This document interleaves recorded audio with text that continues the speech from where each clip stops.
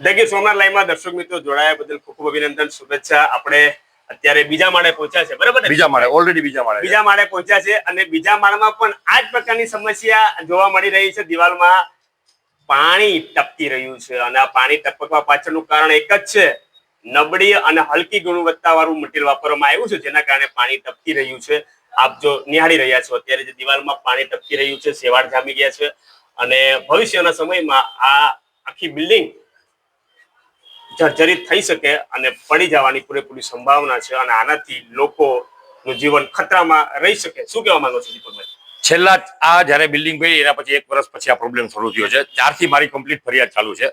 બિલ્ડરને કરેલી છે, નગરપાલિકાને કરેલી છે, કલેક્ટરને કરેલી છે, મામલતદારમાં કરેલી છે, પ્રધાનમંત્રીને અરજી કરેલી, તમામ જ્યાં પણ લાગતા રેરાથી માંડીને તમામ જગ્યાએ અરજી કરેલી. આ હમણાં ચોમાસું ગયું પછીની પરિસ્થિતિ હજી પણ તમે જોઈ શકો, લાઈવ અત્યારે પાણી ટપકી રહ્યું છે.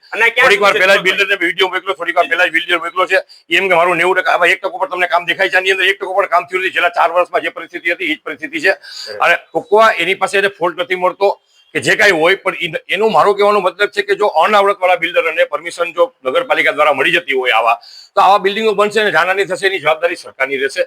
તો શા માટે આ સુશાસન આને ન કહેવાય? સુશાસન પારદર્શિકતા એવી હોવી જોઈએ કે જેથી કરીને લોકોને સંતોષ થવો જોઈએ. આવું કામ કરનારને પરમિશન આપવી જ ન જોઈએ. આ પ્રકારની પરિસ્થિતિ ક્યાં સુધી છે જણાવો? આ છેલ્લે સુધી આ ધીરે ધીરે તમે જો નીચે જતા જાવ, આમ દેખાય તમને આ પાણી હમણાં થોડીક વાર પહેલા જ્યાંથી પાણી કાઢી નાખો દિવાલમાંથી પાણી પડી રહ્યું છે, ટપકી રહ્યું છે અને નીચે ભેગું થાય છે. એનું પાણી ભેગું થઈ અહીંયા સુધી આવે છે અને ઉપર તમે જોઈ શકો અહીંયા પણ છતની અંદર આ બીજા નંબરના ફ્લોરમાં અત્યારે પાણી ભેગું થઈ ગયું છે અને ખાસ આ પાણી કોઈ અત્યારનું નથી, આ પાણી વરસાદના પછીનું ટપકવાનું ચાલુ છે એનું છે. અચ્છા. આમ જોવા જાય તો આ ચોમાસાના સમયમાં કેવા પ્રકારની સમસ્યા? જો તો ચોમાસામાં તો પુષ્કળ પાણી પડતું હોય છે, શટરમાંથી પાણી જતું હોય છે, અંદર પાણી જતું હોય છે, આના કરતા વધારે પરિસ્થિતિ કરતા દૂરા પડતા હોય છે ચોમાસામાં. અને એ વિડીયો પણ આપણે એને મોકલાવતા હોઈએ બિલ્ડર.